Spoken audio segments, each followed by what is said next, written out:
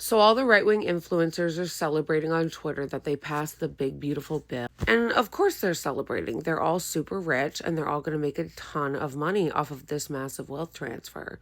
I also like that they admit that they will give up their own voters' healthcare to own the libs. JD Vance, that loser fucking troll, that actual creation of Peter Thiel and Silicon Valley, which that's why he was put there. That's why he was created and put in the position to be vice president. But some of you haven't learned that yet. Some of you think you fell for the cosplay to be like, just because somebody acts like they're working class means that they are. It's like, no, bro, you need to learn that this is all fake. It's all cosplay. He is George W. Bush and Dick Cheney just rebranded. He literally tweeted, oh, I had some GOP Congress members that were on the fence until they saw Hakeem Jeffries' annoying speech and then they voted yes. First of all, you're totally making that up. This bill was always going to pass. Anybody who's like, oh, he was on the fence, he was like not sure. No, it was always going to pass. Why? Because the people that actually own this country, the real owners, as George Carlin said, of this country, were going to make sure it was going to pass. Because again, what this bill actually is a massive, massive wealth transfer to the top 1%. At the expense of children on SNAP, old folks in nursing homes, poor people on Medicaid. So what JD Vance is literally saying is, we're kicking people that voted for us, our own people, off of healthcare to own the libs. Like, literally. Like, and that's what's so embarrassing for you MAGA people that are like, oh, well, this isn't going to affect me. It's just going to stop it from going to undocumented immigrants who shouldn't have it. It's like, oh, yeah, undocumented immigrants already don't get Medicaid. They're talking about you, boo. And you're not paying attention because you're letting your racism cloud your judgment. And you are letting your racism get in the way of seeing that they're talking about you. These people are so diabolically evil that they wrote the legislation in such a way to where all the most horrific cuts that are going to devastate people aren't going to go into effect until after the midterms.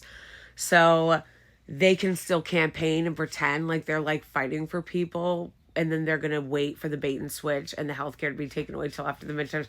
Like, it's actually evil, but at the same time, you guys should be fucking paying attention to what they're saying and what they're doing. But yeah, it was always going to pass because they work for the military industrial complex. They work for the corporations. They work for the 1%, and they were going to get that fucking bill come hell or high water. And it's going to be at your expense. So I'm not sure what you guys are celebrating owning the libs for when you guys are going to be the ones that are going to be the most hurt by this bill. Like, every taxpayer in the country is going to get hurt because this is a massive wealth transfer to the 1%.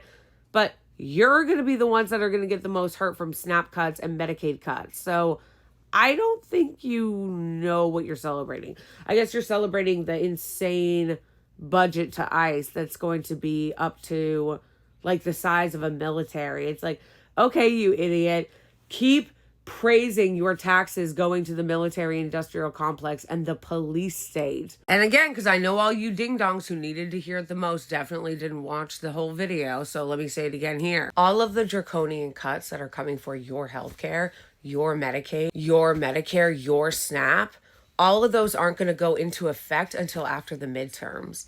So they're going to wait so that they don't politically suffer from it, so that you don't feel it until after the midterm vote, and then they kick in.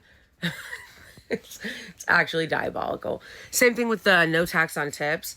That whole bait and switch, it's only up to $25,000, and then it expires in 3 years. Less than 3 years, actually. By the way, don't think this isn't connected to the genocide in Gaza.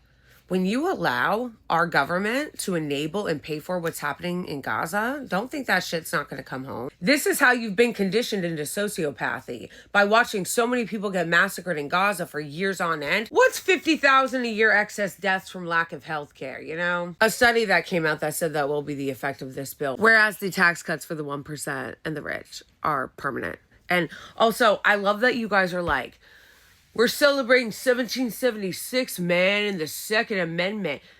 As you celebrate to make this country even more of a police state, even more of a police state than it already is, even more of a surveillance state. You're celebrating them increasing the ICE budget by 800% to the size of many countries' militaries. Also, Trump saying that he wants to have a celebratory like signing on 4th of July, and all of these like people being like, oh my gosh, yes, let's celebrate on 4th of July. It's going to be so beautiful, is actually quite fitting because this country is collapsing in on itself and it's in full decay.